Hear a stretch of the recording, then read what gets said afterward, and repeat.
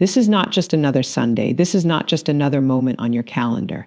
This is a divine intersection, a prophetic appointment set by heaven for such a time as this. On this 8th day of March 2026, something is shifting in the unseen realm. The atmosphere that has resisted you is about to respond to you. The pressure that tried to suffocate your progress is about to submit to your authority.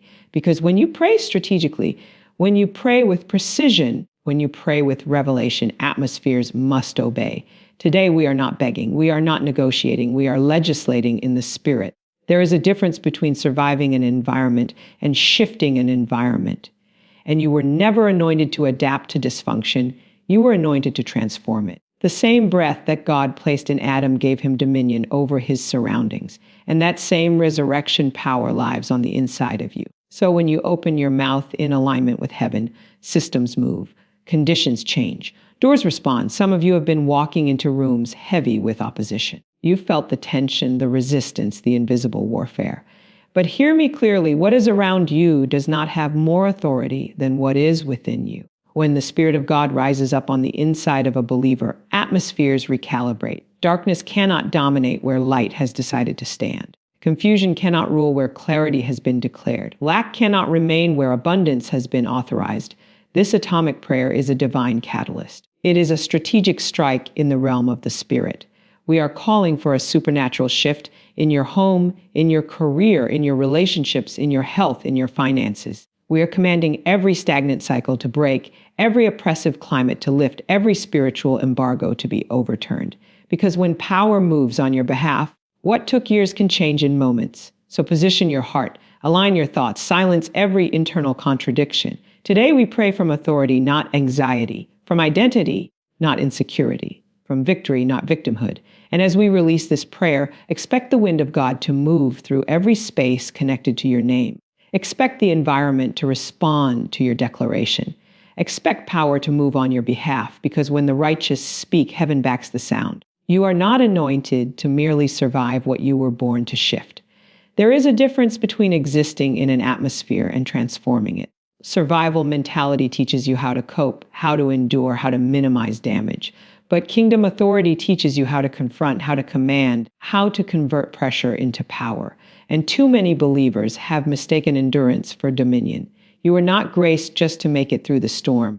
You are empowered to speak to it. When you walk into a room, you do not walk in alone. You carry presence, you carry weight, you carry the imprint of heaven's authorization. The Spirit of God within you is not passive. It is creative, intentional, disruptive to darkness. Yet, if you do not understand who you are, you will shrink in environments that were designed to bow.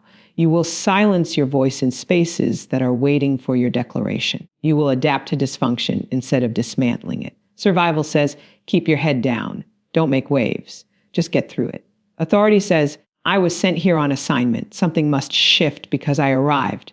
And the tension you feel in certain places is not always opposition. Sometimes it is the atmosphere reacting to the anointing you carry. Light irritates darkness. Order disturbs chaos. Truth agitates deception. When you sense resistance, it is often confirmation that you are carrying transformational capacity. The enemy's strategy is subtle. If he cannot destroy you, he will try to domesticate you. If he cannot remove your anointing, he will attempt to reduce your awareness of it. He wants you to normalize what God called you to overturn. He wants you to grow comfortable in climates that contradict your covenant. He wants you to believe that toxicity is permanent and dysfunction is inevitable. But you were born with divine interruption in your DNA. From the very beginning, humanity was commissioned to have dominion, to cultivate, to steward, to subdue. That mandate did not evaporate. It was restored and reinforced through redemption, which means every environment you step into becomes subject to the authority you exercise. Not because of personality, not because of charisma, but because of alignment. When you align your thoughts, your words, and your faith with heaven's intent, you become a catalyst for change. Understand this: atmospheres are shaped by words, by beliefs, by spiritual climates that are often invisible but deeply influential. Fear can saturate a room, bitterness can linger in a home, doubt can hover over a workplace. But just as negativity spreads, so does faith. Just as anxiety influences, so does peace.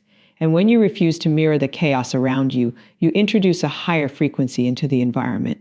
Shifting an atmosphere begins internally. If you are ruled by the very thing you are called to confront, you cannot transform it. If insecurity governs your decisions, you will not challenge intimidation. If fear dictates your responses, you will not silence panic. That is why personal alignment is critical. You must master your internal world so that your external impact carries authority. The battlefield of atmosphere always begins in the mind. When you recognize that you are anointed to shift, you stop asking for permission to operate in your assignment. You stop waiting for perfect conditions. You stop rehearsing limitations.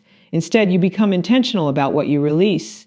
You guard your language. You monitor your emotional responses. You choose faith over reaction. You choose declaration over complaint, because you understand that every word you speak is either reinforcing the current climate or reconfiguring it. Some of you have been placed in families where cycles have repeated for generations, patterns of lack, patterns of division, patterns of silence. And you have wondered why you feel different, why you feel restless, why you feel a holy dissatisfaction. It is because you were not born to blend in. You were born to break patterns. The discomfort is evidence of assignment. The tension is a sign of transition. You are the interruption to a generational narrative that has gone unchallenged. In your workplace, you may be surrounded by competition, gossip, or low expectations. You could easily join the rhythm of mediocrity, but your anointing refuses to settle. Excellence becomes your statement. Integrity becomes your resistance. Vision becomes your disruption. You do not have to be loud to shift an atmosphere. Sometimes your consistency is the loudest declaration. Sometimes your calm under pressure destabilizes the chaos that once dominated the room. Shifting is not always dramatic. It is often deliberate. It is choosing not to retaliate when provoked. It is choosing clarity when confusion circulates. It is choosing gratitude in the middle of scarcity. Every time you respond from identity instead of insecurity, you are adjusting the spiritual temperature of your surroundings. Every time you speak life where death was expected, you are altering the narrative. There will be moments when the environment pushes back, when your refusal to conform is misinterpreted, when your standard is labeled as pride, when your faith is seen as unrealistic. But remember, transformation is rarely comfortable for those invested in stagnation. Do not measure your effectiveness by immediate applause. Measure it by alignment. Measure it by obedience. Measure it by the internal conviction that you are operating from divine authorization. You are not powerless in hostile climates. You are positioned. You are not overwhelmed. You are being revealed. Pressure does not always mean defeat. Often it is the atmosphere recognizing that its hold is weakening. When you stand firm in truth, when you declare what heaven has spoken, when you refuse to echo fear, something begins to recalibrate. You may not see it instantly, but shifts begin in the unseen before they manifest in the visible. Stop underestimating the authority of your presence. Stop diminishing the impact of your obedience. Stop telling yourself that you are just one person. Throughout history, it has always been one aligned individual who disrupted entire systems. One voice that challenged a narrative. One act of courage that opened a door for many. And the same spirit that empowered them is active within you. You are anointed to shift conversations, to shift expectations, to shift outcomes, to walk into despair and introduce hope, to step into confusion and release clarity, to confront limitation and declare expansion. The anointing on your life is not decorative. It is functional. It is designed to move, to influence, to rearrange what has been misaligned. So refuse to shrink back into survival mode. Refuse to accept what contradicts your assignment. Refuse to internalize the atmosphere when you were called to transform it. Let your thoughts be governed by truth. Let your words be infused with authority. Let your actions reflect dominion. And as you do, watch how environments begin to respond, how resistance begins to weaken, how doors that once felt sealed begin to yield to the authority you carry. Atmospheres respond to spiritual authority. They are not as solid as they appear, not as immovable as they feel. What you sense in a room, in a home, in a workplace, in a season of your life is often the residue of words spoken, beliefs entertained, emotions rehearsed, and spiritual activity tolerated. Atmospheres are shaped long before they are seen. And if they can be shaped, they can be shifted. Spiritual authority is not volume. It is not aggression. It is not performance. It is alignment. It is the unshakable confidence that what you declare is backed by a higher government. When you understand that you are not speaking from personal opinion, but from divine authorization, your posture changes. You stop reacting to what surrounds you and start responding from what is within you. Many people walk into heavy environments and immediately absorb the weight. They mirror the anxiety, they echo the frustration, they participate in the negativity without even realizing it. But spiritual authority refuses to synchronize with chaos. It introduces order, it introduces peace, it introduces clarity. Instead of asking, why is it like this? Authority asks, what must I release to change this? There are unseen dynamics at work in every environment. Fear can create a ceiling. Doubt can thicken the air. Bitterness can contaminate conversations. But faith also has a frequency. Peace has a presence. Joy has a force. When you carry spiritual authority, you are not at the mercy of the dominant mood in the room. You become the thermostat, not the thermometer. You do not merely register the temperature, you regulate it. Authority begins with recognition. If you do not know you have it, you will not use it. If you doubt it, you will hesitate.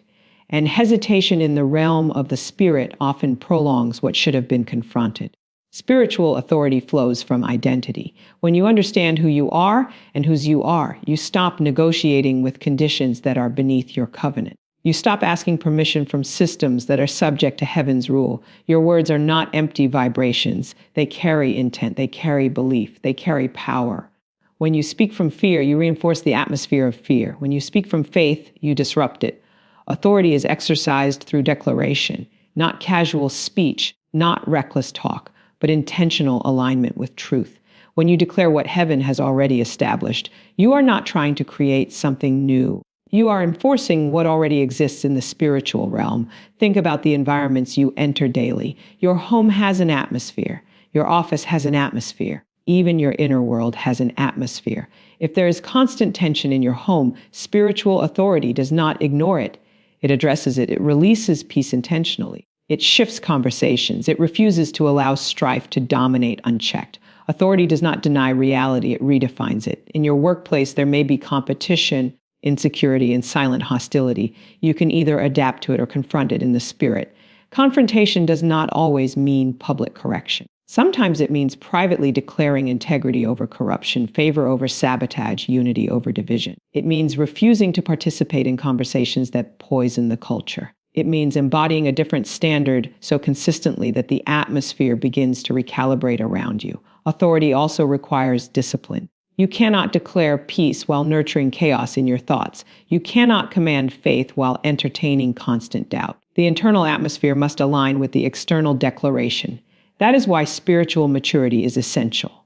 Authority without alignment is noise.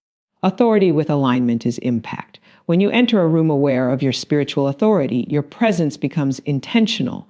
You are not scanning for approval. You are not shrinking to fit expectations. You are discerning what needs to shift. Sometimes it is discouragement. Sometimes it is confusion. Sometimes it is complacency. And instead of being overwhelmed by what you perceive, you quietly begin to release what is needed. There will be moments when the atmosphere resists, when your peace feels challenged, when your clarity is questioned. Resistance does not mean failure. It often means the environment is adjusting. When light enters a dark space, there is an immediate reaction. Shadows scatter. Hidden things are exposed. Authority does not retreat at the first sign of pushback. It remains steady, grounded in truth. You are not required to control people to shift atmospheres. Authority is not manipulation. It is influence rooted in alignment. It is consistency that outlasts negativity. It is integrity that confronts compromise without becoming combative. It is the quiet confidence that refuses to bow to intimidation. Consider how quickly negativity can spread through a group. One complaint can infect an entire team. One rumor can destabilize relationships. If negativity carries that kind of influence, how much more does intentional faith carry? When you consistently speak solutions instead of problems, vision instead of limitation, gratitude instead of entitlement, you are reshaping the climate. Atmospheres are also influenced by what is tolerated. If fear is constantly entertained, it becomes normalized. If dishonor is ignored, it becomes embedded. Spiritual authority recognizes when tolerance has become agreement, and it withdraws that agreement. It sets boundaries. It establishes standards. It decides what will and will not be permitted in the environment it occupies. Authority is not about dominance. It is about stewardship. You have been entrusted with influence. That influence may be in a family, a ministry, a business, a circle of friends. Wherever you have influence, you have responsibility. Responsibility to protect the atmosphere. Responsibility to cultivate it intentionally. Responsibility to confront what threatens its health. Your internal dialogue is the first atmosphere you must govern. If your thoughts are constantly critical, fearful, or self-defeating, that internal climate will spill into every external environment. Spiritual authority begins by disciplining the mind, by capturing thoughts that contradict truth, by replacing narratives of defeat with declarations of promise. When your inner world is aligned, your outer influence becomes consistent. You do not need a title to carry authority. You do not need a platform to shift a room. Authority is not conferred by position. It is activated by alignment. A person deeply anchored in truth can walk into a chaotic situation and stabilize it without saying much at all. Their peace unsettles panic. Their clarity dissolves confusion. Their conviction silences compromise. Every day you are presented with opportunities to either reinforce the existing atmosphere or transform it through your responses, through your words, through your emotional discipline, through your faith. And the more you practice exercising spiritual authority, the more sensitive you become to what needs adjustment. You are not powerless in any environment where you are aligned. You are not a victim of dominant moods or toxic cultures. You carry a higher frequency. You carry divine backing. And when you speak with intention, when you declare with conviction, when you stand in unwavering alignment with truth, atmospheres begin to bend, conditions begin to recalibrate, and what once felt immovable starts responding to the authority you consistently exercise. There is a difference between reacting emotionally and legislating spiritually. Reaction is impulsive. It is driven by what you feel in the moment. It is shaped by offense, frustration, fear, or fatigue. But legislation in the spirit is intentional. It is measured. It is rooted in revelation. When you legislate, you are not simply responding to what is happening. You are establishing what will be permitted to happen next. Too many believers are emotionally exhausted because they are fighting spiritual battles with emotional weapons. Every comment feels personal. Every delay feels like rejection. Every opposition feels like proof that something is wrong. But when you shift from reaction to legislation, your perspective changes. You begin to see beyond personalities and into patterns. You begin to discern the root behind the resistance. To legislate means to establish laws, to set boundaries, to enforce what has already been authorized. In the natural, legislation carries authority because it is backed by a governing system. In the spirit, your declarations carry authority when they are backed by heaven's word and your alignment with it. You are not trying to invent outcomes. You are enforcing divine intent. Emotional reactions are loud but often ineffective. They may release frustration, but they rarely produce transformation. You can argue all day and never shift the atmosphere. You can defend yourself endlessly and never dismantle the root issue. Legislation, however, addresses the unseen foundation. It confronts what is influencing the visible behavior. When someone speaks against you, reaction wants to retaliate. Legislation pauses and discerns. Is this distraction? Is this intimidation? Is this insecurity manifesting through another person? Instead of matching tone with tone, you address the spirit behind the situation. You declare truth over lies. You release peace over tension. You refuse to come into agreement with narratives that contradict your assignment. Legislating in the spirit requires discipline. You cannot afford to let every emotion dictate your language. Words spoken in anger often reinforce the very thing you are trying to defeat. But words spoken with authority, precision, and faith create alignment. They create structure in the unseen realm. They draw a line and say this far and no further. Some of you have been stuck in cycles because you keep reacting to symptoms instead of legislating against systems. You argue with people but never confront the pattern. You address behavior but ignore belief structures. You get frustrated with outcomes but never challenge the spiritual climate that keeps producing them. Legislation requires depth. It requires insight. It requires the willingness to look beyond what is obvious. When you step into legislation, you stop personalizing every attack. You recognize that not everything is about you. Sometimes you are simply encountering resistance because you are disrupting something that has gone unchallenged for too long. And instead of shrinking back, you stand firm, you declare alignment, you enforce boundaries. There is authority in calm conviction. There is power in restrained confidence. When you refuse to be emotionally manipulated, you maintain clarity. When you maintain clarity, you can speak with precision. And precision in the spirit is powerful. Vague prayers produce vague results. Specific declarations establish specific outcomes. Legislation also requires consistency. You cannot declare freedom one day and rehearse bondage the next. You cannot command peace publicly and nurture anxiety privately. Authority is strengthened through alignment over time. The more consistent you are in your declarations, the more stable the atmosphere becomes around you. Think about areas of your life where you have been reacting instead of legislating. In your family, perhaps you have reacted to tension with silence or anger. But legislation would mean declaring unity, setting boundaries around disrespect, refusing to allow division to grow unchecked. In your finances, perhaps you have reacted to lack with fear. But legislation would mean declaring provision, exercising discipline, and refusing to speak scarcity into your future. In your mind, legislation may look like confronting intrusive thoughts immediately. Instead of entertaining self-doubt, you interrupt it. Instead of replaying failure, you rehearse promise. You do not allow mental narratives to go unchallenged. You establish laws within your own thinking. No agreement with fear. No tolerance for condemnation. No rehearsal of defeat. Legislating in the spirit is not denial of reality. It is refusal to let reality have the final word. It acknowledges what is happening but refuses to let it dictate what will continue. It draws from a higher authority and applies it to present circumstances. It speaks from identity, not insecurity. There will be moments when emotions rise strongly, when frustration feels justified, when anger feels warranted. Legislation does not suppress emotion. It governs it. It channels it. It transforms it into strategic action. Instead of explosive reaction, there is deliberate declaration. Instead of chaos, there is clarity. You were never meant to live at the mercy of every situation.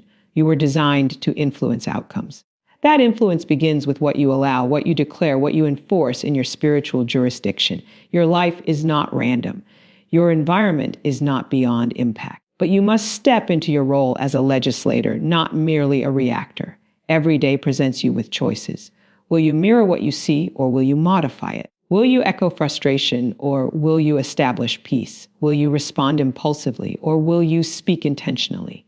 The shift from reaction to legislation changes everything. It repositions you from victim to authority, from overwhelmed to aligned, from scattered to strategic.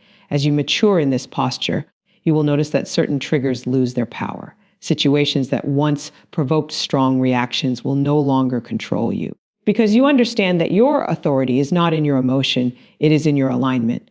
And from that alignment, you will continue to declare, to establish, to enforce what has already been authorized over your life, your family, your purpose, and every environment connected to your assignment. Internal alignment precedes external manifestation. What you see around you is often a reflection of what has been settled within you. If there is chaos internally, it will eventually surface externally. If there is clarity within, it will begin to shape what unfolds around you. The unseen architecture of your thoughts, beliefs, and convictions is quietly constructing the visible outcomes of your life. Many people focus on changing circumstances without addressing alignment. They want new results, new doors, new opportunities, but they have not examined the internal agreements that govern their expectations. You cannot consistently produce externally what you internally contradict. If you declare expansion but secretly expect limitation, limitation will anchor you. If you pray for increase but internally rehearse unworthiness, you will sabotage the very doors you ask to open. Alignment begins in the mind. Your thoughts are not passive. They are directional. They either move you toward purpose or away from it. When your thinking is fragmented, when part of you believes and another part doubts, you create resistance within yourself. That resistance slows manifestation. It delays progress. Not because the promise is unavailable, but because your internal world is not synchronized with it. To align internally means to confront the narratives you have accepted without question. Narratives shaped by past failure, narratives reinforced by disappointment, narratives whispered by insecurity. These narratives become internal laws, and unless they are challenged, they will continue to dictate your responses. Internal alignment requires courage. It requires you to examine what you believe about yourself, about your future, about your worth. If you carry an internal belief that success is for others but not for you, you will unconsciously resist advancement. If you believe healthy relationships are unrealistic, you will tolerate dysfunction. If you believe peace is temporary, you will expect chaos. External manifestation follows internal expectation. What you consistently expect, you prepare for.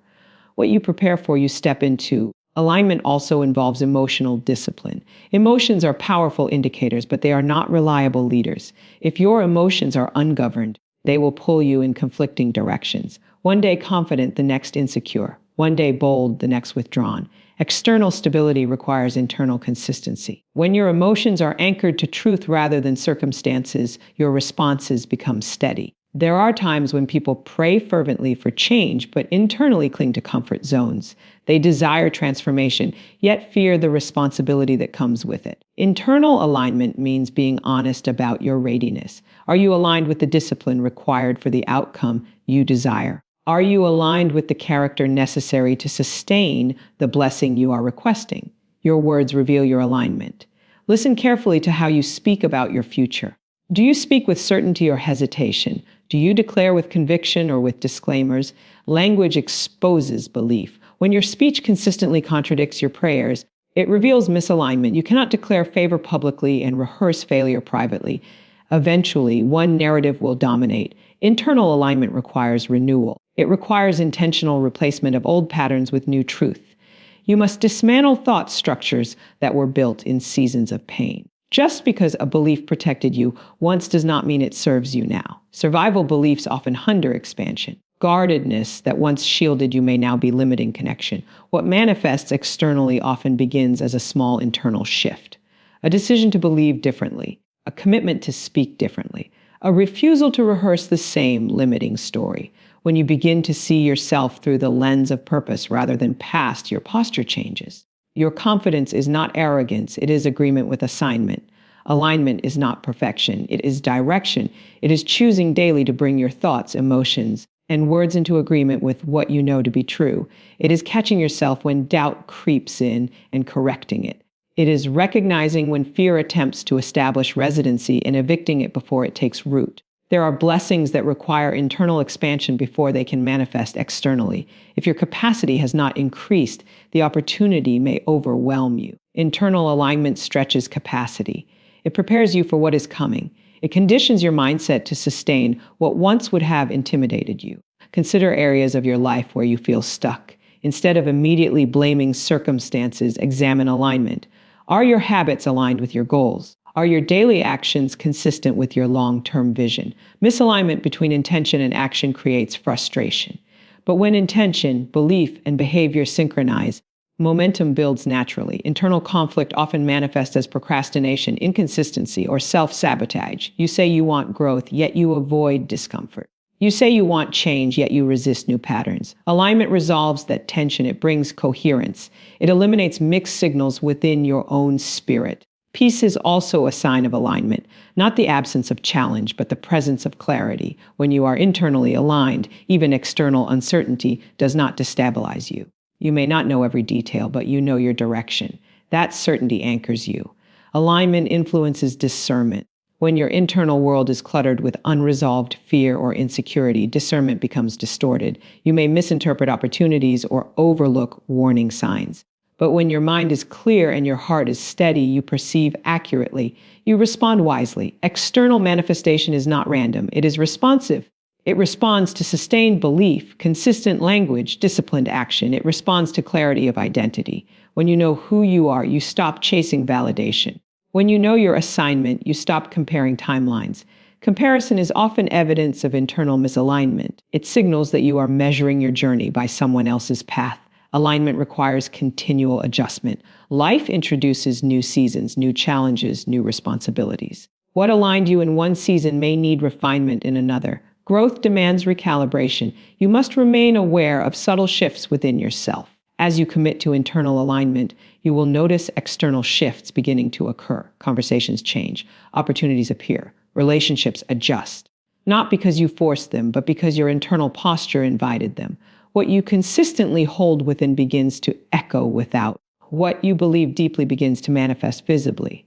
And as your thoughts, emotions, and declarations come into agreement with your divine assignment, the external world begins to mirror the order you have established within. Cycles do not break accidentally. They break intentionally. Patterns that have repeated for years, sometimes generations, do not dissolve simply because you are tired of them. They require confrontation. They require awareness. They require authority. If you do not identify the cycle, you will continue to participate in it unknowingly. And what you tolerate repeatedly becomes embedded deeply. Every cycle begins with agreement. Agreement with a belief, agreement with a fear, agreement with a limitation. Over time, that agreement forms a pattern. the pattern becomes predictable. The predictable becomes familiar, and familiarity can be deceptive because what is familiar often feels normal. You may have normalized dysfunction simply because it has always been present. Breaking cycles starts with recognizing that what has been is not what must always be. Just because your family struggled financially does not mean lack is your inheritance. Just because conflict was constant in your upbringing does not mean peace is unattainable. Just because disappointment has followed previous opportunities does not mean future doors will end the same way. There are spiritual embargoes that operate subtly. An embargo restricts movement. It limits flow. It prevents access. You may find yourself exerting effort yet experiencing minimal progress. Doors almost open but never fully yield. Relationships almost stabilize but never truly flourish. Momentum builds and then abruptly stalls.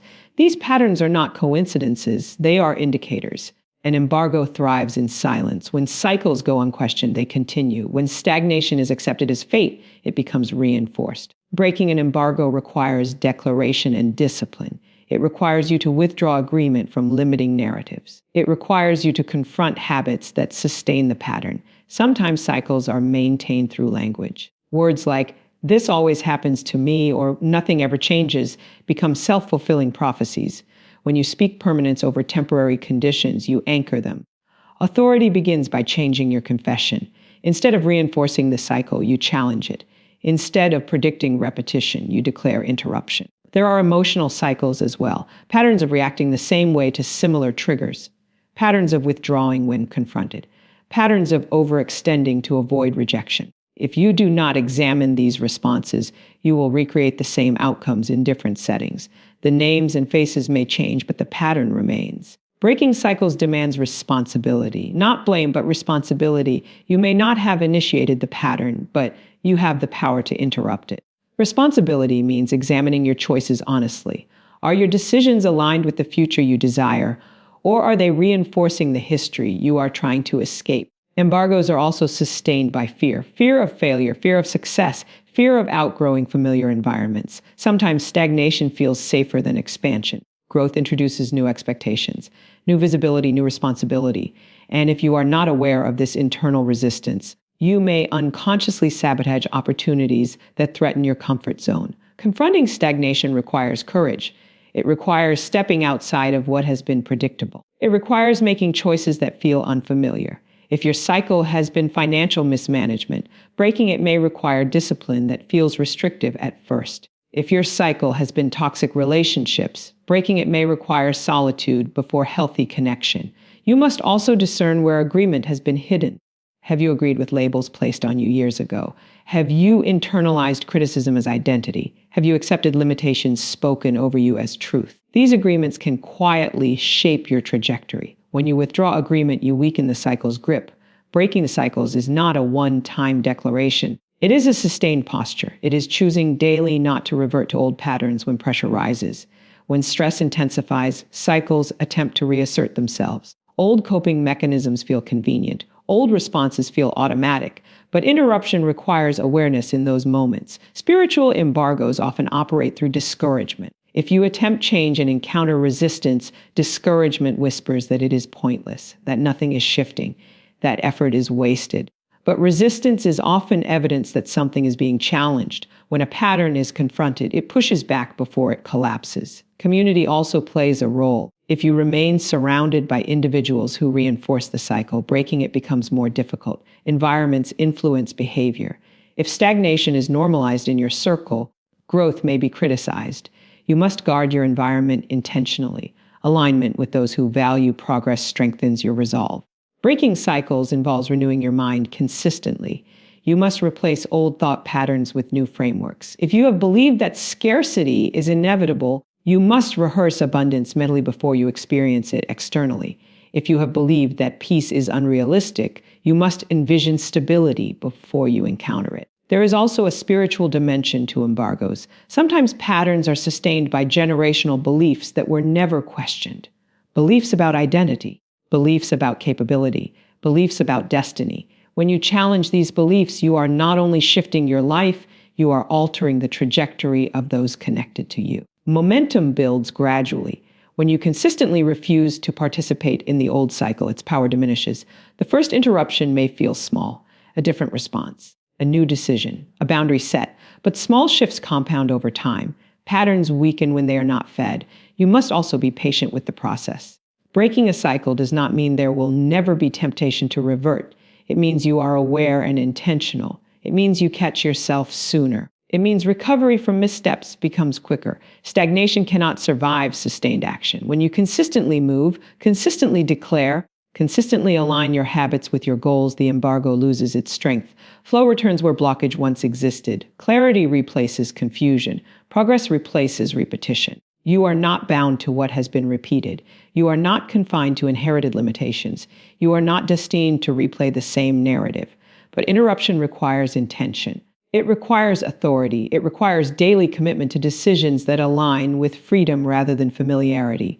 And as you confront patterns, withdraw agreement, renew your thinking, and align your actions with the future you desire, the cycles that once defined your story begin to lose their hold. And the embargo that once restricted your progress begins to dissolve under the weight of your consistent, disciplined, and intentional refusal to allow it to continue. Expectation is a spiritual posture. It is the quiet confidence that something is moving even when you cannot yet see evidence. When you expect power to move on your behalf, you position yourself differently. You think differently. You speak differently. You prepare differently. Expectation is not wishful thinking. It is alignment with promise. Many people pray, but few expect. They ask, but they do not anticipate. They declare, but they do not prepare for manifestation. Expectation changes your internal atmosphere. It shifts you from doubt to readiness. If you truly expect doors to open, you begin organizing your life for access. If you truly expect restoration, you begin releasing resentment. If you truly expect increase, you begin stewarding what you already have with excellence. Power responds to expectation, not desperation. Not anxiety, but confident alignment. Desperation pleads from fear of lack. Expectation declares from assurance of provision. When you live in expectation, you do not approach life timidly. You walk with awareness that something is unfolding beyond what is visible. There is a difference between hoping something might happen and knowing something is already in motion. Hope without alignment can remain passive. Expectation with alignment becomes active. It shapes your decisions. It influences your discipline. It sharpens your focus. You do not drift when you expect. You move intentionally. Expectation also guards your language. When you are truly anticipating breakthrough, you do not casually speak defeat. Your words begin to reflect confidence. Even in uncertainty, you speak with conviction. You do not deny challenges, but you refuse to magnify them beyond their scope.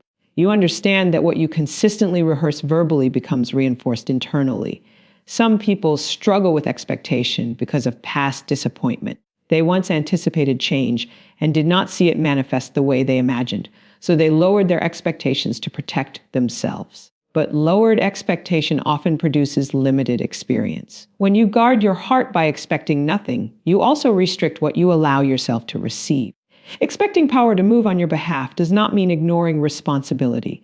It means partnering with divine momentum. It means doing what is within your control while trusting what is beyond it. You align your habits with your vision. You align your mindset with your declaration. You align your actions with your belief. There is a posture of readiness that accompanies expectation. If you are expecting opportunity, you refine your skills. If you are expecting influence, you develop your character. If you are expecting visibility, you strengthen your integrity. Preparation is evidence of belief. You do not prepare for what you doubt will happen. Expectation also shapes how you interpret delays. Instead of assuming denial, you recognize development. Instead of concluding failure, you consider refinement. When you expect power to move, you understand that timing is strategic. You trust that alignment is being orchestrated even when progress appears slow. Fear diminishes expectation. Fear whispers that disappointment is inevitable. That failure is likely. That hope is naive. But expectation anchored in alignment resists fear. It acknowledges risk without surrendering confidence. It remains steady even when circumstances fluctuate. When you expect power to move, you become attentive to subtle shifts, a conversation that opens possibility, an idea that introduces direction, a connection that carries potential. You do not dismiss small beginnings. You recognize them as seeds. Expectation makes you perceptive. It trains you to see movement before it becomes obvious. There is also endurance attached to expectation. You do not abandon your stance at the first obstacle. You remain consistent, you maintain discipline, you continue declaring, because expectation is not fragile, it is resilient. It withstands contradiction without collapsing. Expectation transforms your presence. People can sense when you carry quiet confidence. It influences how you enter rooms. It affects how you respond to opposition. You are not easily intimidated because you are anchored internally. You are not desperate for validation because you anticipate fulfillment. Living in expectation also eliminates complacency. When you believe something greater is unfolding, you refuse to settle into mediocrity. You stretch, you grow, you challenge yourself. You do not cling to comfort zones because you anticipate expansion. There will be moments when circumstances appear unchanged, when the external environment does not yet reflect what you have declared. Expectation during these moments becomes discipline. It requires you to hold your position internally even when visible evidence is limited. It requires you to guard your mind against cynicism. Power often moves incrementally before it moves dramatically. Small shifts accumulate. Internal transformations precede visible breakthroughs. If you expect only dramatic manifestations, you may overlook subtle progress. But when you live in expectation, you value every sign of movement. Expectation also affects how you handle setbacks. Instead of interpreting them as final, you see them as temporary adjustments. You reassess, you recalibrate, but you do not retreat. You understand that momentum is rarely linear. When you truly expect power to move on your behalf, gratitude becomes natural. Not because everything is perfect, but because you are aware of process. Gratitude reinforces expectation. It keeps your focus aligned with possibility rather than limitation. You stop speaking as if you are abandoned. You stop thinking as if you are unsupported. You stop acting as if you are alone in the process. Expectation shifts your awareness. It reminds you that assistance is active even when unseen. Every day you choose whether to live in guarded pessimism or confident anticipation. One posture restricts you. The other expands you. When you expect alignment, you begin to notice connections. When you expect provision, you begin to manage resources wisely. When you expect favor, you carry yourself with assurance. Expectation is not noise. It is quiet certainty. It is disciplined belief. It is consistent alignment between what you declare and how you live. And as you maintain that posture, as you refine your preparation, as you guard your language, as you interpret delays through the lens of development, as you remain attentive to subtle shifts and resilient in the face of contradiction, you position yourself in such a way that when power begins to manifest visibly in your circumstances, it finds you ready, aligned, prepared, and unwavering in your confidence that movement was always unfolding on your behalf. Grace and peace be multiplied unto you on this powerful Saturday, 7th of March, 2026. Today is not just another day on the calendar. It is a divine appointment. This is your moment to step out of exhaustion and into empowerment. This is your hour to transition from striving to reigning. You have battled, you have built, you have endured. And now heaven declares it is time to rest, but not as a victim of weariness, rather as a ruler who understands authority. Today's atomic prayer is Restoy, Reko Verwine and Rasto Reio Ein. There is a difference between collapsing from fatigue and resting from a finished work.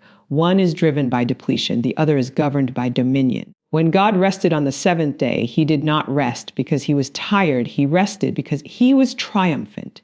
And today you are stepping into that same dimension. You are not retreating, you are recovering. You are not backing down, you are being built back up. Some of you have been in relentless warfare, spiritually, emotionally, mentally. You have been fighting battles no one saw. You have been carrying weights no one measured. But this Saturday, the Spirit of the Lord is shifting you into supernatural restoration. The fatigue that has tried to cloud your clarity will lift. The pressure that has tried to compress your purpose will break. The fragmentation will be reversed. What was drained will be replenished. What was fractured will be fortified. Rest is not weakness, it is strategy. Recovery is not delay, it is divine design. Restoration is not optional, it is covenant. When you rest with authority, you silence anxiety, you command peace, you recalibrate your spirit, you realign your mind, you reinforce your body, you declare to every assignment of burnout and breakdown, you will not override my calling. This prayer is going to reset your internal atmosphere. It will dismantle the spirit of overexertion. It will command divine energy into your nervous system. It will speak wholeness over your sleep, clarity over your thoughts, and strength over your tomorrow.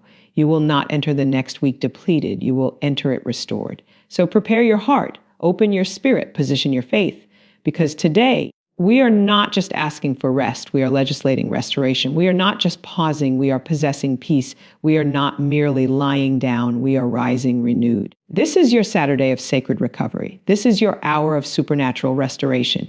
This is your atomic prayer. Rest is a position of power, not a sign of weakness. In a world that glorifies exhaustion and applauds overexertion, we have been conditioned to believe that constant movement equals significance. But the kingdom of God does not reward burnout, it rewards obedience. There is a holy rhythm to dominion, and that rhythm includes rest. When you understand who you are and whose you are, you no longer strive for validation through endless activity. You begin to move from identity, not insecurity. You begin to operate from authority, not anxiety. Many people rest because they are forced to. They collapse under pressure. They withdraw because their bodies can no longer carry the strain their minds have normalized. But there is another dimension of rest, the rest chosen by those who understand spiritual law. This is the rest of a ruler. This is the rest of someone who knows that they are not the source of their own supply. When you rest from that revelation, you are making a declaration. I trust God enough to pause. I trust heaven enough to disengage. I trust divine order enough to stop striving. Powerful people know when to sit down. Authority is not loud. Authority does not panic. Authority does not scramble. Authority speaks, and it is so. When you rest with authority, you are not abandoning your assignment. You are protecting your anointing. You are guarding your clarity. You are preserving your strength for the battles that actually require your engagement. Rest becomes an act of discipline. It becomes a refusal to let chaos dictate your pace. There are those who fear rest because they equate stillness with stagnation. They believe that if they stop moving, they will fall behind. But when you are aligned with divine purpose, you cannot miss what is meant for you. What God has ordained for your life is not threatened by a pause. In fact, many breakthroughs are activated in seasons of stillness. When your mind quiets, strategy surfaces. When your body resets, resilience returns. When your spirit slows down, sensitivity to divine instruction increases. Rest is a boundary. It is a statement to the world that you will not be consumed by endless demand. It is a signal to your nervous system that you are safe. So many people live in a constant state of internal alarm. They wake up already tense. They sleep lightly as though bracing for impact. But rest with authority silences the alarm. It recalibrates your internal atmosphere. It shifts you from survival mode into sovereign mode. Weakness is surrendering to fear. Weakness is allowing pressure to dictate your decisions. But rest, when it is intentional, is strength under control. It is confidence in motion, or even confidence in stillness. When a leader rests, it is not because they lack vision. It is because they trust the vision enough to step back and see it clearly. When a warrior rests, it is not because they have lost courage. It is because they understand that stamina wins wars. There is a difference between quitting and resting. Quitting is rooted in defeat. Resting is rooted in wisdom. Quitting says, I cannot. Resting says, I will, but not at the cost of my well-being. Rest honors the temple of your body. It honors the capacity of your mind. It acknowledges that you are human, yet empowered by a supernatural source. You were never designed to operate disconnected from replenishment. The most powerful move you can make in moments of pressure is to refuse panic. Panic accelerates depletion. Rest restores perspective. When you step back, breathe deeply, and reset your focus, you are exercising dominion over your environment. You are saying that circumstances will not control your internal state. You are choosing peace as a weapon. You are choosing composure as a strategy. Rest also requires courage. It takes bravery to step away when everyone else is running. It takes maturity to recognize your limits and honor them. It takes faith to believe that God is working even when you are not visibly striving. But that faith is the very thing that strengthens you. You begin to understand that outcomes are not sustained by your constant interference. They are sustained by alignment. When you rest with authority, you release the illusion that everything depends on you. You dismantle the false narrative that says you must carry every burden alone. You allow divine exchange to occur, your wariness for his strength, your tension for his peace, your confusion for his clarity. In that exchange, you do not lose ground. You gain vision. Rest is also restoration in motion. While you are still, unseen processes are unfolding. Cells repair, hormones rebalance, thoughts reorganize, emotions stabilize. Spiritually, revelation downloads, creativity reignites, discernment sharpens. You emerge not weaker but wiser, not fragile but fortified, not behind but better prepared. Authority understands timing. There are moments to advance and moments to anchor. There are seasons to build and seasons to breathe. If you attempt to harvest without allowing the soil to replenish, you eventually exhaust the ground. The same is true for your life. Continuous output without intentional input drains your capacity. But when you rest, you enrich your soil. You prepare for greater yield. Resting with authority means you do not apologize for prioritizing your well-being. You do not explain your boundaries to those who benefit from your burnout. You understand that sustainability is strength, longevity is wisdom. Consistency requires cycles of renewal. You choose to live beyond adrenaline. You choose to operate beyond urgency. You choose to function from alignment. This kind of rest transforms your posture. You stop reacting impulsively. You respond intentionally. You listen more deeply. You discern more clearly. You move with precision instead of pressure. You begin to notice that your words carry more weight because they are not rushed. Your decisions carry more impact because they are not forced. Your presence carries more authority because it is grounded in peace. When you truly understand that rest is a position of power, you stop seeing it as an interruption. You see it as preparation. You see it as alignment. You see it as obedience. You recognize that the strength you need for tomorrow is cultivated in the stillness you embrace today. You realize that restoration is not optional. It is foundational. And in choosing to rest with authority, you are not stepping away from your calling. You are stepping deeper into it. Recovery is strategic. God restores what warfare tried to drain. Every battle extracts something. Every season of pressure pulls on your energy, your focus, your emotions, your confidence. Even when you win, there is expenditure. Even when you stand strong, there is output. Warfare, whether spiritual, mental, or emotional, is costly. It demands vigilance. It requires strength. It calls for resilience. But the kingdom of God is not built on endless depletion. It is built on divine exchange. Heaven never allows you to fight without also providing restoration. Many people assume recovery is accidental, something that happens if you are lucky enough to have a quiet season. But recovery in the spirit is intentional. It is strategic. It is orchestrated by God. When you have endured a prolonged fight, there is a divine process that must follow. You cannot remain in combat mode indefinitely. Your nervous system was not designed for perpetual alert. Your mind was not created to carry unrelenting tension. Your spirit was not meant to operate in constant strain. Recovery becomes a sacred reset. Warfare tries to drain clarity. It clouds your thinking. It introduces doubt. It magnifies threats. After a season of intense pressure, you may notice that your thoughts feel heavier, slower, more cautious. That is not a sign of failure. It is a sign that you have been engaged. Recovery restores clarity. It recalibrates perception. It sharpens discernment. When God restores, he does not merely refill what was emptied. He refines what was tested. Warfare also attempts to drain joy. Prolonged battles can make you serious, guarded, even suspicious of ease.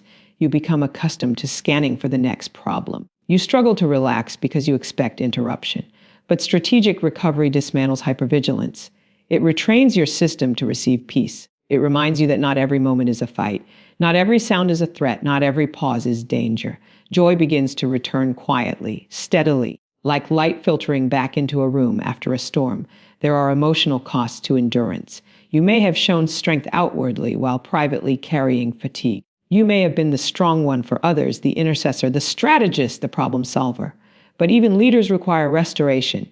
Even warriors need renewal. Strategic recovery acknowledges the invisible toll.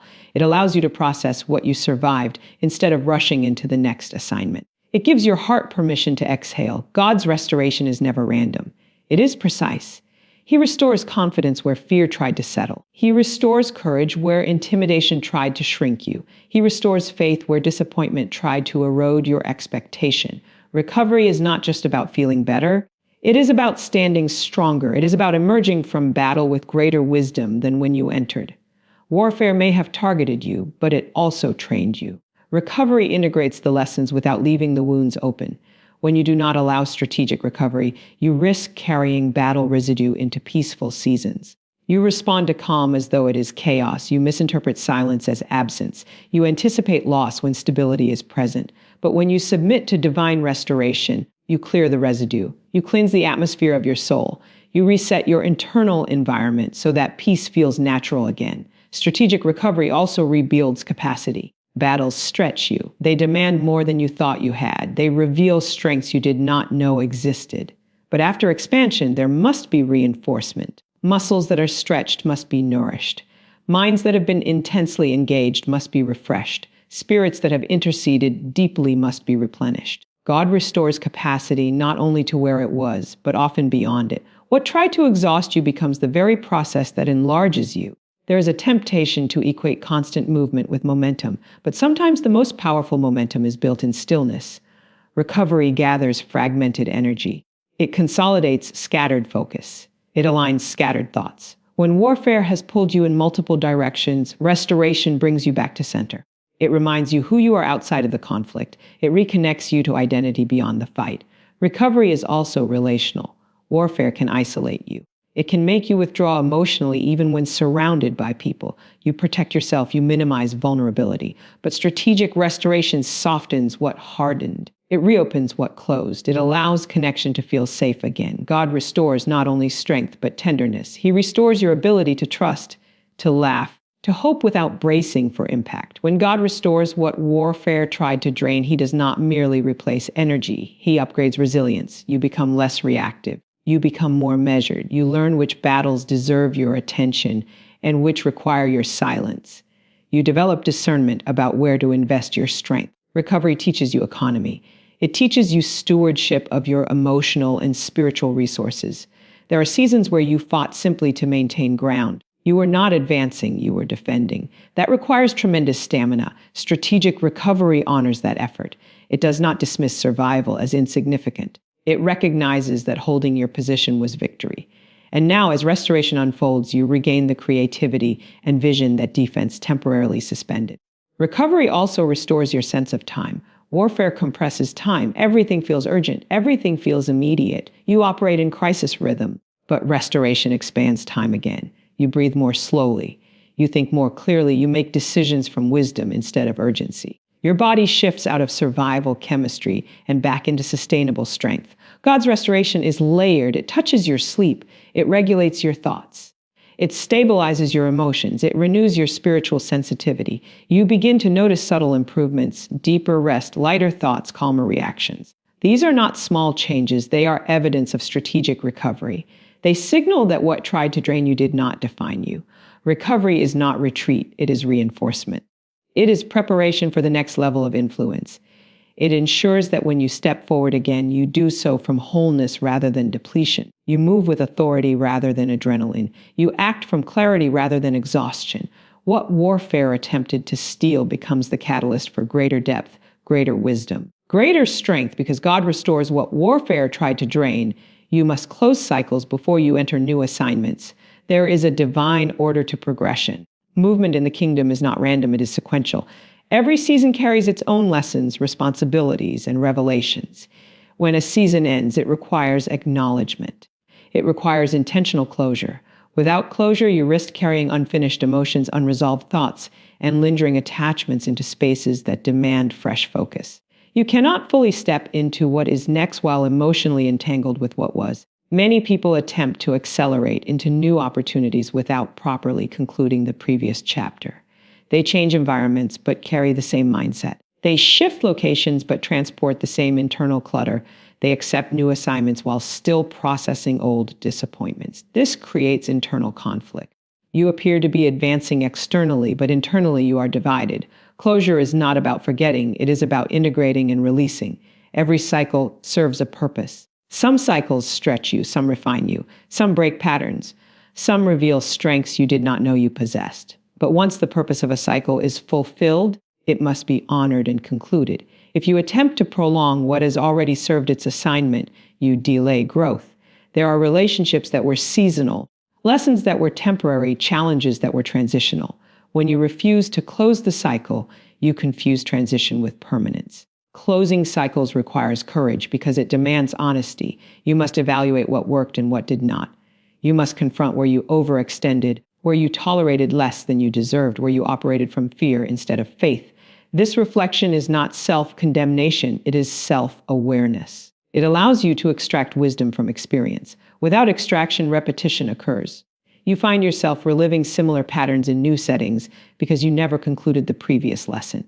Unclosed cycles create emotional residue. Residue influences perception. It shapes how you interpret new opportunities.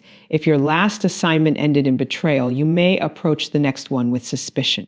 If your previous effort resulted in exhaustion, you may approach the next opportunity with reluctance. When cycles remain open, they speak into your future. They whisper doubt. They amplify insecurity. Closure silences those echoes. To close a cycle, you must release expectations tied to it. You must let go of how you thought it would end. You must surrender the narrative you imagined. Sometimes closure does not look like victory, it looks like acceptance. It looks like acknowledging that something fulfilled its role and is no longer meant to continue. That acknowledgement frees energy. It clears space. It restores focus. New assignments require undivided attention. They demand creativity, clarity, and courage. If your emotional bandwidth is still occupied by unresolved issues from a previous season, you cannot give your best to what is emerging. Divided focus diminishes impact. You become reactive instead of proactive. You spend time replaying past conversations instead of building present strategies. Closure creates mental margin. There are also spiritual implications to unfinished cycles. Every season carries spiritual weight. There are prayers prayed, battles fought, sacrifices made. When you transition without closure, you risk carrying spiritual fatigue forward.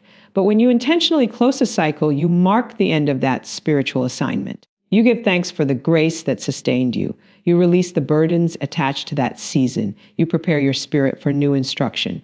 Closure often involves forgiveness. You may need to forgive others for misunderstandings, disappointments, or conflicts. You may need to forgive yourself for mistakes or missed opportunities. Forgiveness is not approval of what happened, it is liberation from its hold. Without forgiveness, cycles remain open through emotional attachment. You replay scenarios. You rehearse grievances. You stay connected to what hurt you. Forgiveness cuts that connection.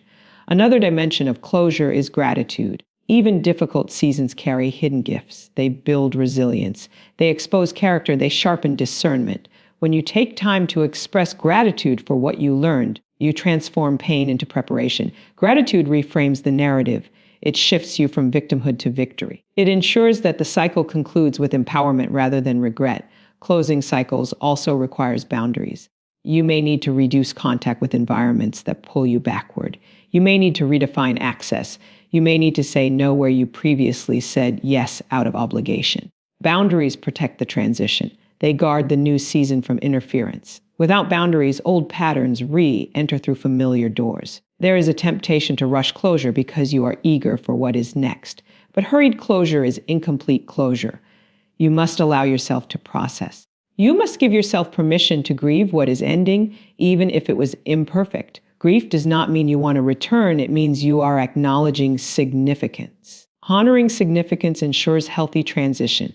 New assignments often require a different version of you. They require expanded capacity, refined focus, elevated discipline. If you cling to old identities tied to previous cycles, you limit growth. Closure allows identity to evolve. It permits you to shed outdated definitions. It makes room for maturity. You cannot carry yesterday's labels into tomorrow's responsibilities. There are moments when God signals that a cycle has ended. The grace that once made things effortless begins to feel strained. The clarity that once guided you becomes clouded. The passion that once fueled you diminishes. These signals are not failures, they are indicators. They point to transition. Ignoring them prolongs discomfort. Responding to them initiates renewal. When you close a cycle properly, you carry wisdom forward without carrying weight. You remember lessons without reliving pain. You step into new assignments lighter, clearer, stronger. You are not haunted by what was because you have resolved it. You are not distracted by unfinished business because you have completed what was yours to complete. Entering a new assignment is not merely about opportunity, it is about readiness. Readiness is cultivated through closure. It is formed in reflection, forgiveness, gratitude, and boundary setting. When you have done the work to close what was, you approach what is coming with confidence. You are not divided. You are not conflicted. You are aligned. You must close cycles before you enter new assignments because unfinished chapters compete with new beginnings. They demand attention. They drain focus.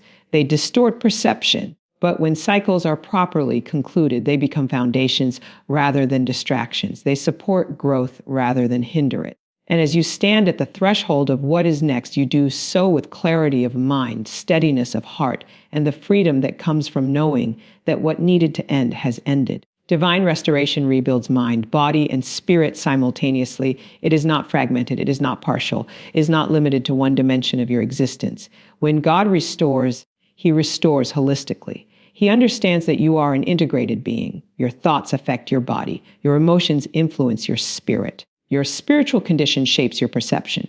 You cannot truly recover if only one part of you is addressed while the others remain strained. Many people attempt selective restoration. They focus on physical rest but ignore mental exhaustion. They pursue spiritual renewal but neglect emotional healing. They try to think positively while their bodies are overwhelmed and their spirits are depleted.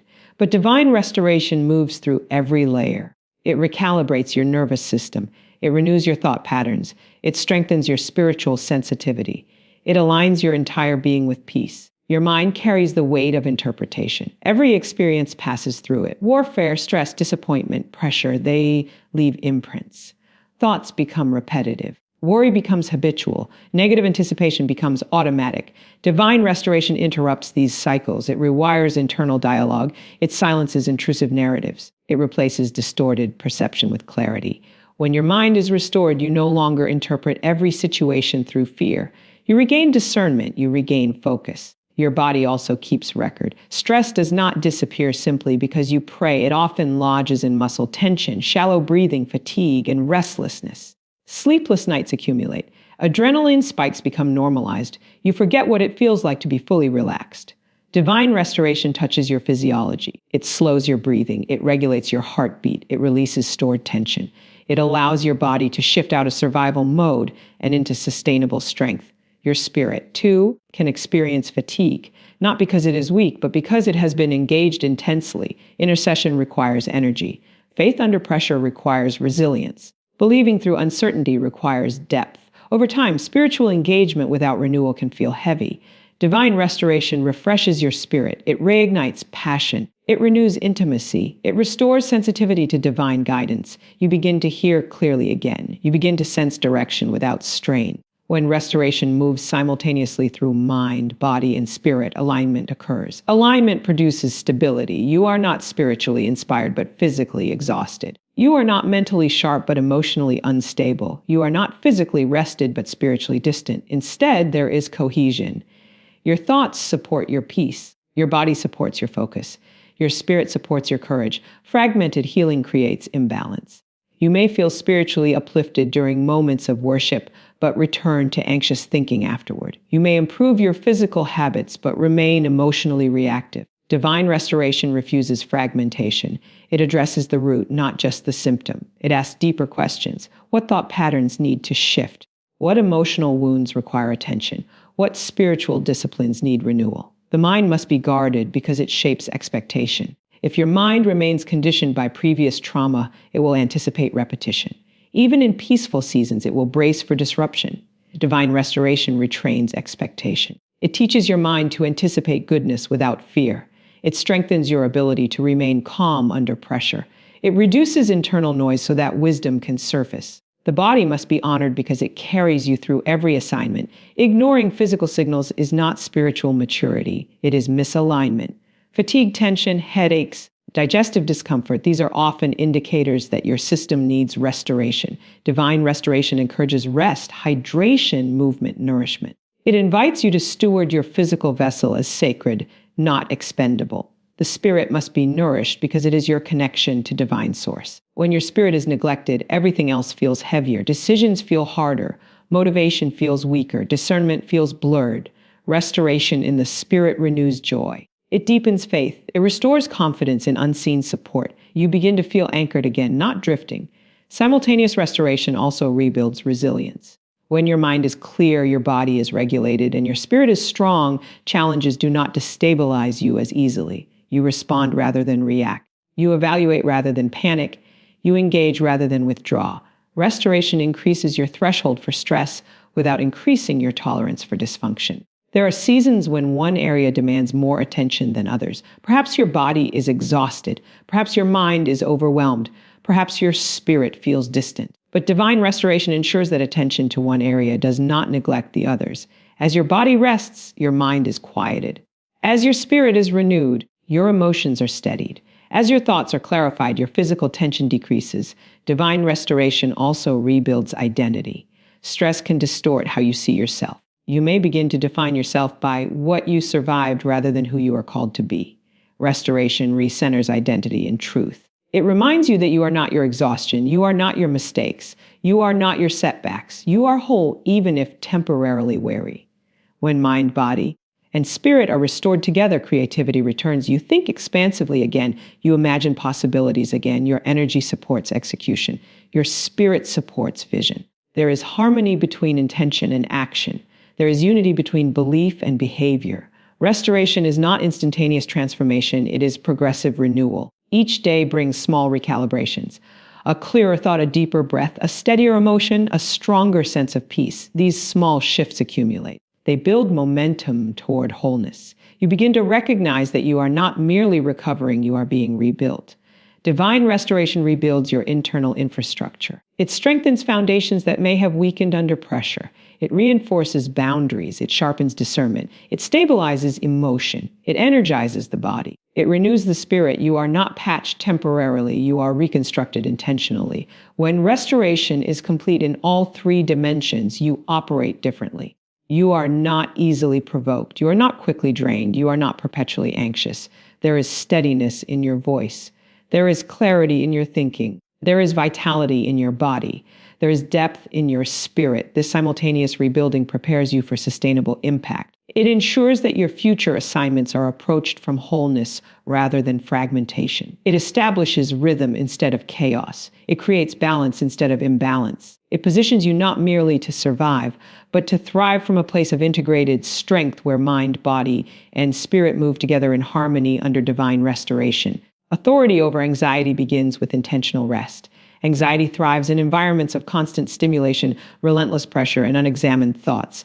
It feeds on urgency. It multiplies in exhaustion. It grows louder when the mind is overcrowded and the body is overstimulated. Many people attempt to silence anxiety through sheer willpower, but authority is not established by force. It is established by alignment. When you choose intentional rest, you are not escaping responsibility. You are reclaiming control over your internal atmosphere. Anxiety often feels like loss of control. Your thoughts race ahead of you. Your heart beats faster without permission. Your body prepares for danger that may not exist. You anticipate outcomes that have not occurred. But intentional rest interrupts that cycle. It slows the momentum of fear. It creates space between stimulus and response. In that space, authority is formed. You begin to notice that thoughts are not commands, they are suggestions. You gain the power to evaluate them instead of automatically obeying them. Intentional rest is not passive inactivity. It is deliberate disengagement from unnecessary stimulation. It is choosing silence over noise. It is choosing reflection over reaction. It is choosing stillness over scrambling. When you rest intentionally, you send a signal to your nervous system that you are safe. Safety recalibrates physiology. It lowers adrenaline. It stabilizes breathing. It reduces the internal alarm that anxiety depends on. Anxiety convinces you that if you stop moving, something will fall apart. It whispers that constant vigilance is the only way to prevent disaster. But authority recognizes that not every thought deserves attention. Not every scenario requires rehearsal. Not every possibility needs to be explored. Intentional rest teaches your mind to distinguish between real responsibility and imagined catastrophe. There is a difference between preparation and obsession. Preparation is strategic, obsession is compulsive. Anxiety blurs that line. It disguises worry as wisdom. It disguises rumination as responsibility. But when you practice intentional rest, you sharpen discernment. You learn to ask whether your thoughts are productive or repetitive. You learn to release mental loops that produce no solutions. Authority over anxiety also requires rhythm. When your life lacks rhythm, your mind compensates by overworking. It attempts to solve everything at once. It scans constantly for threats. Intentional rest establishes rhythm. It creates predictable pauses. It introduces boundaries around work, information, and engagement. Those boundaries protect your mental clarity. Rest does not mean avoidance. It means regulation. You are not denying challenges exist. You are refusing to let them dominate your internal state. Regulation begins when you notice your breathing. When you slow it down, you signal calm. When you sit quietly and allow your thoughts to settle, you weaken anxiety's grip. Authority grows in those quiet moments. It strengthens each time you choose calm over chaos.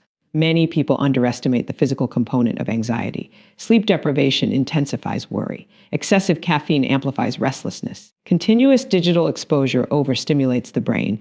Intentional rest addresses these practical realities. It prioritizes sleep. It limits unnecessary noise. It introduces moments of solitude. These choices may seem small, but they create cumulative impact. Anxiety often operates through anticipation. It projects negative outcomes into the future and then reacts to them as though they are present. Intentional rest anchors you in the present moment. It reminds you that you are here, now breathing, alive. It narrows your focus to what is actually in front of you rather than what might happen. Presence weakens projection. Authority also involves self-talk. The words you repeat internally shape your emotional state. If your internal dialogue is critical, fearful, or catastrophic, anxiety strengthens. Intentional rest gives you the opportunity to examine those words. It allows you to replace exaggerated narratives with balanced truth. Instead of everything will collapse, you begin to say, I will handle what comes. Instead of I cannot manage this, you begin to say, I have managed before. Rest creates the conditions for spiritual grounding. In silence, you become more aware of divine presence. You realize that you are not navigating life alone. That awareness reduces isolation. Isolation intensifies anxiety. Connection reduces it. When you intentionally step away from noise and reconnect spiritually, you reinforce trust. Trust is incompatible with chronic panic. There is also a discipline required to maintain authority over anxiety. It is not a one-time decision. It is a repeated practice. Each day offers opportunities to surrender to racing thoughts or to regulate them. Each moment of stress invites you to either escalate internally or to pause. Intentional rest becomes a habit. Habits shape outcomes. When you rest intentionally, you begin to recognize triggers. You notice which conversations elevate tension. You observe which environments drain you. You become aware of patterns that increase restlessness. Awareness gives you choice. Choice reinforces authority. Instead of being surprised by anxiety, you anticipate and manage it. Authority over anxiety does not mean you never feel concern. It means concern does not control you. It means you can experience stress without spiraling. It means you can acknowledge uncertainty without losing stability. Intentional rest builds that resilience. It strengthens your capacity to remain composed under pressure. Over time, intentional rest transforms your posture. You move more slowly, but with greater clarity. You speak more deliberately. You respond rather than react. Your presence becomes calmer. Others notice steadiness in you. That steadiness is not accidental, it is cultivated. It is the result of choosing rest when anxiety demanded frenzy. Anxiety loses influence when it no longer dictates your schedule. If your day is structured around avoiding discomfort, anxiety leads. But when you incorporate intentional pauses, reflection, and restoration, you reclaim leadership over your time. You demonstrate that your internal state will not be governed by fear. Authority begins internally before it manifests externally. When you master your thoughts, regulate your body, and ground your spirit, external challenges lose some of their intensity. You see options instead of obstacles. You evaluate risk without exaggeration. You maintain composure when others panic. Intentional rest is the gateway to that mastery. It is the practice that strengthens your mind, steadies your body, and centers your spirit. Each moment of deliberate stillness reinforces your authority. Each pause weakens anxiety's dominance. Each breath taken slowly becomes a declaration that fear does not rule here, that peace is cultivated, that clarity is chosen, and that authority over anxiety begins with intentional rest. Rest today determines your strength for tomorrow's victory. What you do in moments of pause shapes how you will perform in moments of pressure. Strength is not manufactured in crisis, it is cultivated in preparation. Many people wait until they are confronted with challenge before considering their capacity, but capacity is built long before it is tested. The discipline of rest is not about comfort, it is about readiness. Tomorrow's victory will require clarity. Clarity is sharpened in stillness. When your mind is constantly overloaded, your ability to discern weakens. You make reactive decisions. You misinterpret signals. You overlook subtle instructions. But when you rest intentionally, your thoughts reorganize, mental clutter settles, insight surfaces, you begin to see patterns you previously missed. That clarity becomes a strategic advantage when challenges arise. Victory also requires endurance. Endurance is not the product of adrenaline. It is the result of sustainable rhythm. Adrenaline gives short bursts of energy, but it depletes quickly. Sustainable strength comes from cycles of exertion and recovery. When you deny yourself rest, you compromise endurance. You may perform well briefly, but fatigue accumulates beneath the surface. Eventually, it manifests as irritability, poor judgment, or emotional instability. Rest today replenishes the reserves you will draw from tomorrow. It restores physical energy. It stabilizes emotional balance. It strengthens spiritual confidence. When the next assignment presents itself, you approach it with steadiness rather than strain. You are not scrambling to gather strength. You are operating from stored resilience. Many underestimate the strategic value of preparation. They focus on visible action but neglect invisible renewal. Yet unseen preparation often determines visible outcome. The athlete who trains consistently performs confidently. The leader who reflects regularly responds wisely. The individual who rests intentionally reacts calmly under pressure. Preparation builds predictability in your performance. Rest also strengthens perception. Fatigue distorts interpretation. When you are exhausted, small obstacles appear larger than they are.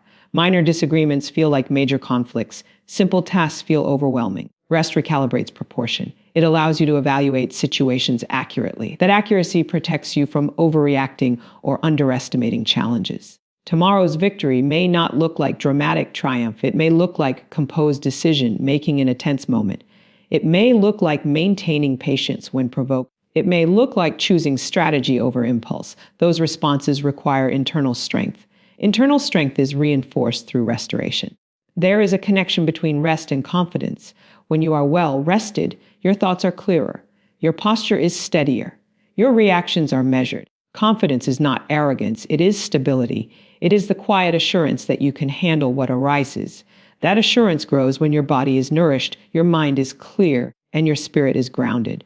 Rest also protects creativity. Innovation rarely emerges from exhaustion. Creativity requires space. It requires mental margin. When your schedule is overloaded and your attention fragmented, creative thought diminishes. But when you rest, imagination returns. Solutions appear. Strategies form.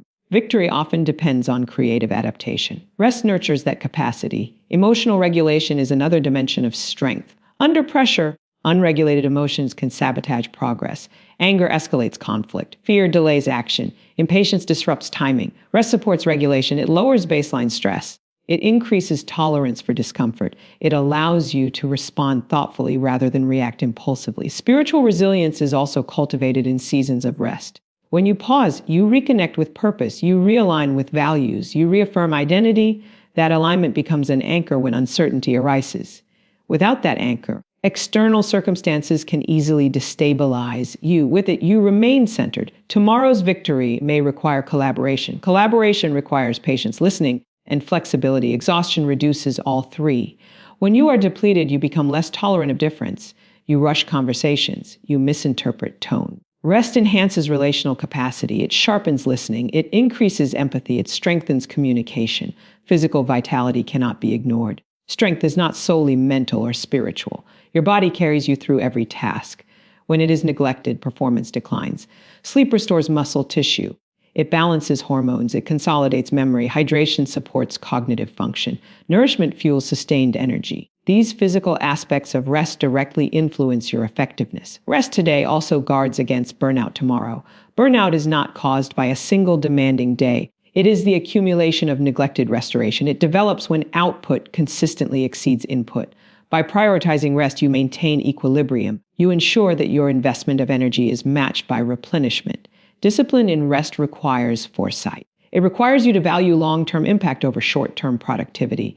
It asks you to step back even when tasks remain unfinished. It invites you to trust that pausing will enhance performance rather than diminish it. That trust is strategic. It acknowledges that strength is cyclical. When you rest, you strengthen your ability to tolerate uncertainty. Fatigue amplifies doubt. It magnifies risk.